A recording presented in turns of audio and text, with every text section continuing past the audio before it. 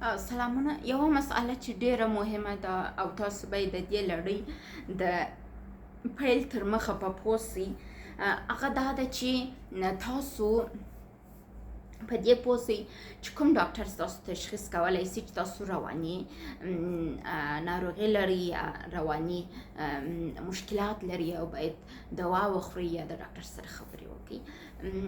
د دې دپاره چې کوم ډاکټر کولی سي ستاسو تشخیص وکړي او دوا درکړي، زه لږ معلومات درکوم. عموما تشخیص د هغه چا کار دی چې هغه ته روانشناس ویل کېږي. روانشناس ستا سره خبرې کوي، ستا علایم ګوري، ستا د ورځني حالت کنټرول کوي او بیا د دې مشوره کوي ستاسو د ډاکټر سره.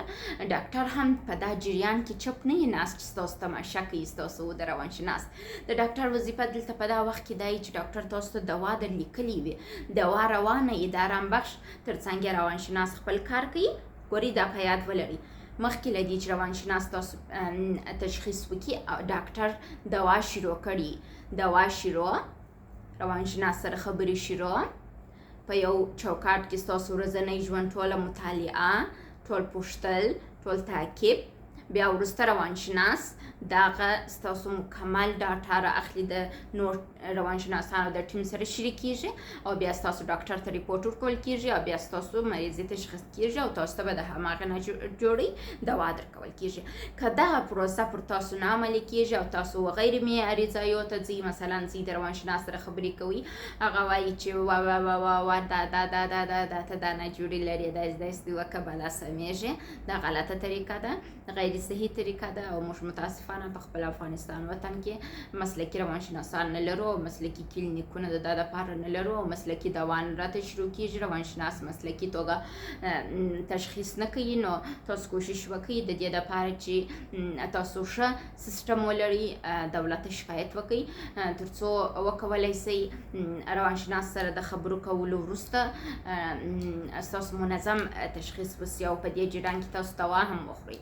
ښه طریقه به دا وي چې تاسو دولت ته شکایت وکړئ او دولت دا سیسټم درته سم کړي. ځکه کله چې زه لومړی ځل ناجوړه سولم، 10 کاله تر مخه زما کورنۍ زما تداوي په نړیواله سطحه شروع کړل. یعنې ما د نړۍ د ډېرو هېوادو د ډاکټرانو سره خبرې سوي دي، ډېرو سره تداوي سوې ده، دوا اخیستل سوې ده. نو هېڅ وخت زه د افغانستان ډاکټر ته نه یم تللې چې ګولۍ یې واخلم، دوا یې واخلم. د افغانستان، پاکستان، حتی ایران هم ډېر مشکلات لري د مریض په جوړولو کې.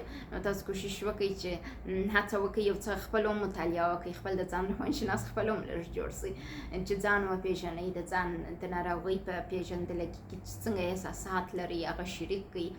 یو شی چې ډېر مهم دی هغه دا دی خپل د ځان سره کښېنستل، خپل ځان پېژندل، خپل مشکلات راایستل، په کوم وخت کې ډېر ته ضربه سوی یې، ډېر ضربه درته رسېدل ده، ډېر ژړلي، ډېر خوابدی سوی یې، د هغه دپاره وژاړه. هېڅ وخت ژړا مه سټاپ کوئ.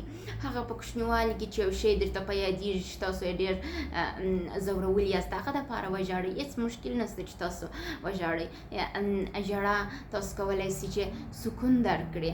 هغه کسان چې نه ژاړي هغوی ژر نه جوړېږي.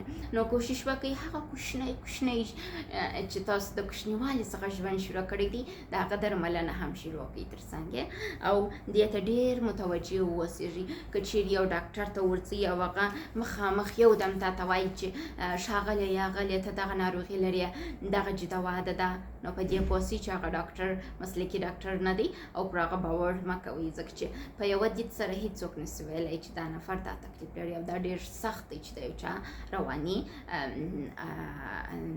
تشخیص وسي.